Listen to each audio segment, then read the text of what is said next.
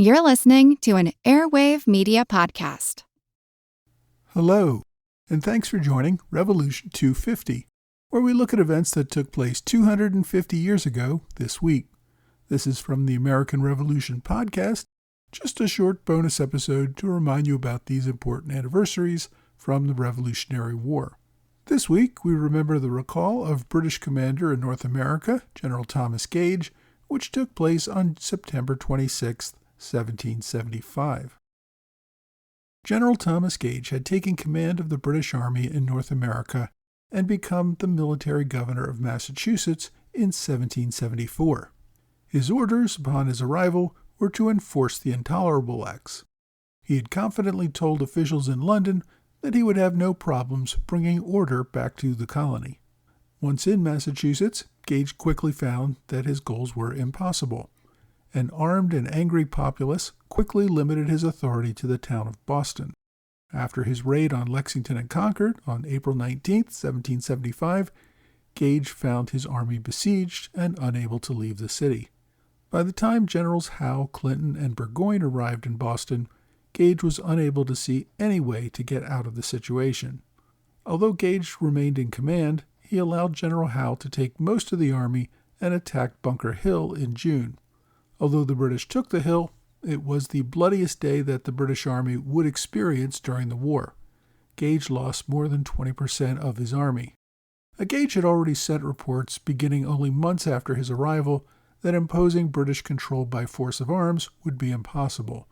He called for backing off of the Intolerable Acts and finding a negotiated political solution. This left officials in London confused. Everyone, including Gage before he left London, was telling them that an aggressive use of British regulars would force the colonists to back down. Gage's inability to do that made them question his leadership. Gage wrote a report on Bunker Hill shortly after that battle and sent it to officials in London. The other generals in Boston also wrote up reports, all highly critical of the commander.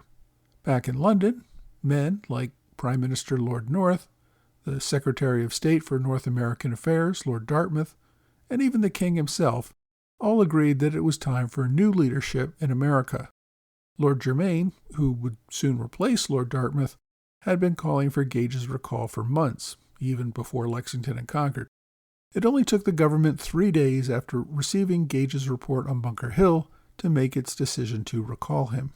They put General Howe in command of all British troops south of Canada. General Guy Carleton would remain in command in Canada. Now, rather than simply dismiss Gage and send him home in disgrace, officials did what they normally did in such cases, tried to pretend that this was not really a punishment. After all, Gage came from an aristocratic family. His father was an Irish viscount. Officials sent orders recalling Gage to London so that he could help with war plans for the following year.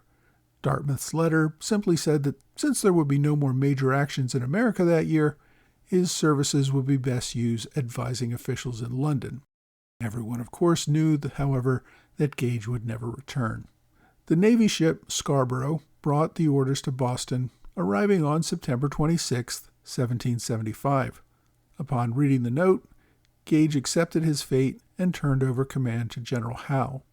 On October 10th, Gage boarded a ship for London, never to return to America.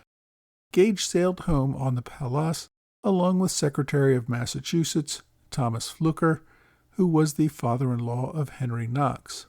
When Gates arrived in London in mid-November, King George III received Gage and discussed the situation in America with him. Gage remained the colonial governor of Massachusetts. Although he took up residence in London, he would continue to receive a salary for this position until the end of the war. If Gage was received politely by some officials, most of England was upset with his performance.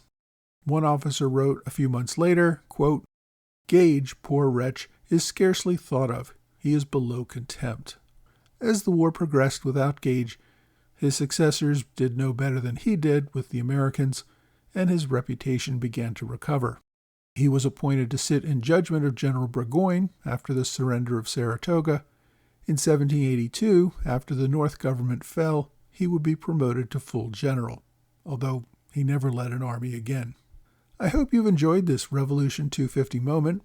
For more details on General Gage leaving and General Howe taking over the Army, please check out episode 74 of the American Revolution podcast. I also encourage you to subscribe for free on whatever podcast platform you like. Thanks again for listening to this Revolution 250 moment of the American Revolution podcast.